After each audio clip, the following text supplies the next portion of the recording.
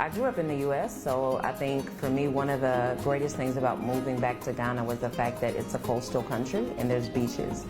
So I sort of imagined my life always hanging out at the beach, like doing all the fun things, soaking up the sun.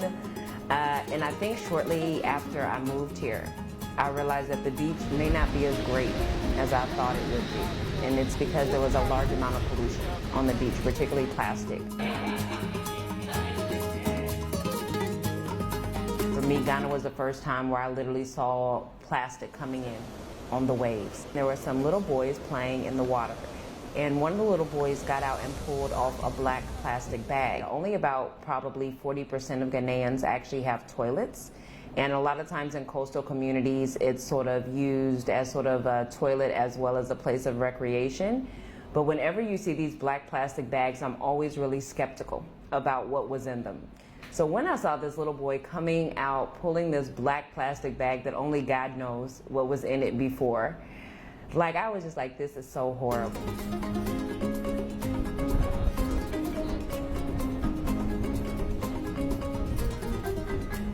So at this point, I felt like we had to really do something and that we should perhaps start engaging and focusing in on the youth and really teaching them how to have better waste management habits, how to better care for the environment, because really they're the ones that can carry on the habits for the next 30, 40, 50 years. And then from there, it just sort of kept metamorphosizing and kept growing into what we see today.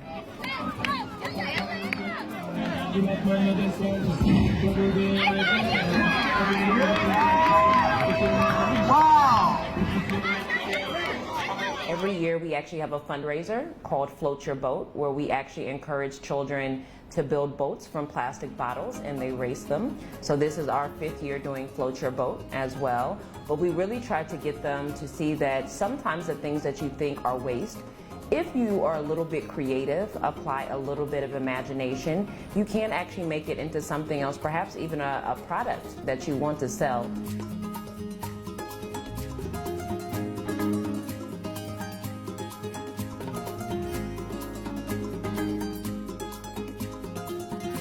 For me, I'm really fighting, I guess, for people at the very lowest economic level to be able to have the right to work in an area that they've been working in for years, even though they've had no recognition. The right for them to really be incorporated and respected in society, because even though a lot of people might think waste picking or working in trash is not a glamorous job, it's still a very important job. But I think particularly because we see a new developing middle class in some of these developing countries, you'll see that consumerism is always on the rise. And a lot of these developing countries, when you look at Africa, it's the fastest growing continent. So knowing that you have a lot more people that are going to want to consume more, and we don't have facilities to have waste management, which then impacts health, which then impacts water, I think that this is totally a global issue. Yeah, and I think this bottle too, and then this one, make sure they remove it because it's not the same. All right. I'm probably considered a little bit more aggressive than what a Ghanaian woman would be considered. And I think that sometimes people probably, I'm sure they wish that this girl would just shut up and go to the corner. So as much as you may see me as pushy or overbearing or too loud or over aggressive, these are all the things that you need to be able to sustain in a business culture. You can't be mediocre. You have to be the best every single day. So it's not okay to have 4 off days and 3 great days. Like, you need to be great 7 days of the week. I'm sure some people would love to blacklist me, but they can't figure out how I keep infiltrating. But I mean, fortunately, nobody has come after me. I tell people I think this is the benefit of being a woman versus a man, is that even if they want to become aggressive with me, I mean, as long as I don't really become aggressive with them, it creates an awkward situation.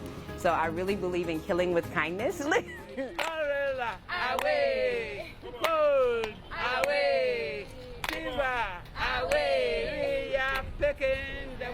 We've been really incredibly blessed at Environment 360. Once again, even in a time where the economy is really tight in Ghana, I think we're one of the few organizations that's actually been able to expand. We don't have a shortage of partners or individuals that are interested in us, that believe in our cause, that sort of help push us to the front. So in the end, yes, it does pay in many ways.